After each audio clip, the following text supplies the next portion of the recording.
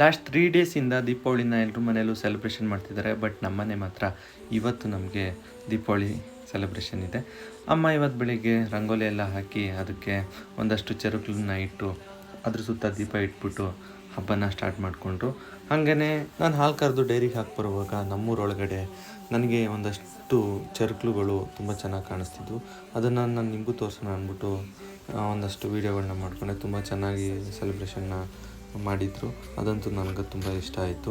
ಅವರು ಇದಕ್ಕೆಲ್ಲ ಉತ್ತರಾಣಿ ಕಡ್ಡಿ ಮತ್ತು ಒಂದಷ್ಟು ಪಿ ಹೂವು ಎಲ್ಲ ಹಾಕಿ ಸೆಲೆಬ್ರೇಷನ್ನ ಮಾಡಿದರು. ಅದಾದಮೇಲೆ ಅಲ್ಲಿಂದ ಬಂದು ನಾನು ಹೊರಟಿದ್ದೆ ನಮ್ಮ ತೋಟದ ಕಡೆ. ಏನಕ್ಕಪ್ಪ ಅಂತಂದರೆ ಪ್ರತಿ ವರ್ಷದಂತೆ ಈ ವರ್ಷವೂ ಕೂಡ ತೋಟಕ್ಕೆ ಬೂದಿ ಬಿಡೋಣ ಅಂದ್ಬಿಟ್ಟು ಹೋದೆ.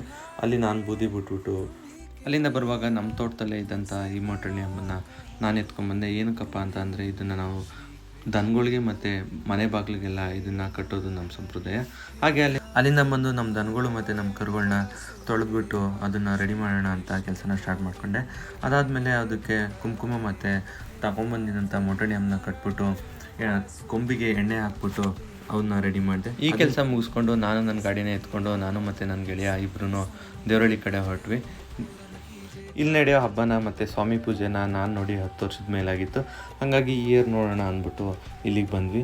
ಇಲ್ಲಿಂತೂ ಅದ್ದೂರಿಯಾಗಿ ಸ್ವಾಮಿ ಪೂಜೆ ಮತ್ತು ಈ ವ್ಯಕ್ತಿ ಕಳಸ ಹೊರೋದಿಂತೂ ಅದ್ದೂರಿಯಾಗಿರುತ್ತೆ. ಆ್ಯಕ್ಚುಲಿ ಈ ಇಯರು ಇದನ್ನು ಹೊರ್ತಾ ಇರೋದು ಇವ್ರ ಮಗ ಅಂತೆ. ಇವರಪ್ಪ ಎವ್ರಿ ಇಯರ್ ಹೊರ್ತಿದ್ರು. ಅದನ್ನು ನೀವೇ ಒಂದು ಟೈಮ್ ನೋಡಿ ಹೇಗಿರುತ್ತೆ.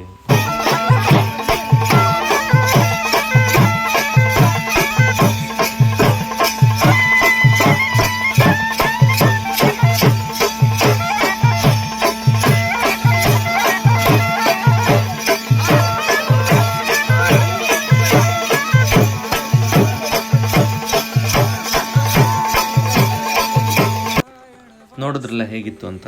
Thank you for watching.